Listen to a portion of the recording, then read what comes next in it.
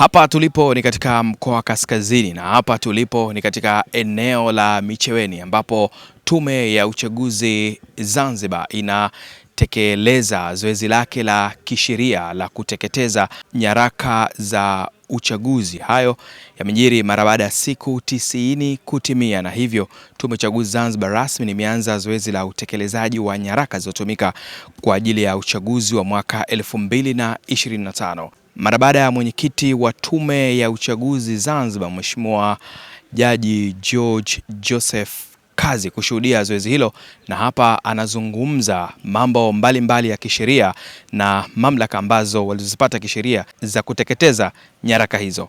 Ripoti za Ayo TV pamoja na millardayo.com hapa Zanzibar, mimi naitwa Setizedei.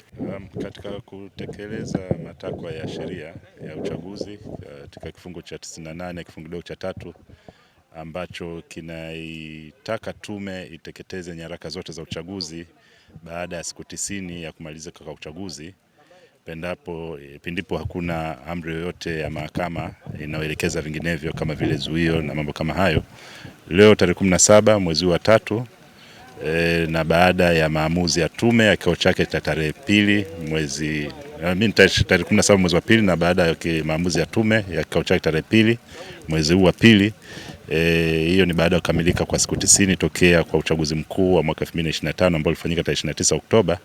Tumekuja hapa Micheweni kwa ajili ya kuziteketeza nyaraka za uchaguzi ambazo zoezi hili lilianza mara tu baada ya maamuzi ya tume siku ya tarehe 2, ambalo lilihusisha pamoja na kuziharibu kwanza nyaraka kwa kuzikatakata katika vipande vidogo vidogo, na leo kwa upande wa Pemba tumekuja kwa ajili ya kuzichoma.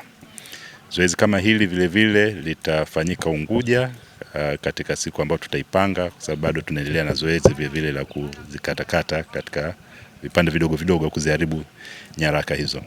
Lakini kuhusiana na swali lako kuwa kuna kesi mahakamani, ndio tuna taarifa kwamba zipo kesi za uchaguzi Mahakama Kuu ya Zanzibar, zipo Unguja, zipo na Pemba, lakini kesi hizo zimefunguliwa, tujapokea amri yoyote ya kuweza kutufanya sisi kutotekeleza sheria, kwa sababu matakwa ya sheria yanaeleza pale ambapo kutakuwa na amri ya mahakama. Sisi kama tume hatujapokea amri yote na mahakama, na ufunguaji wa kesi haina maana moja kwa moja kwamba kuna amri itatolewa. Chochote ambacho mahakamani unataka upewe lazima uombe. Mahakama haiwezi kukupa kitu ambacho hujakiomba. Sasa hakuna amri yote ambayo tumepokea kutoka mahakamani ya kutuelekeza tufanye vinginevyo. Kwa mantiki hiyo sisi tunatekeleza sheria jinsi inavyosema.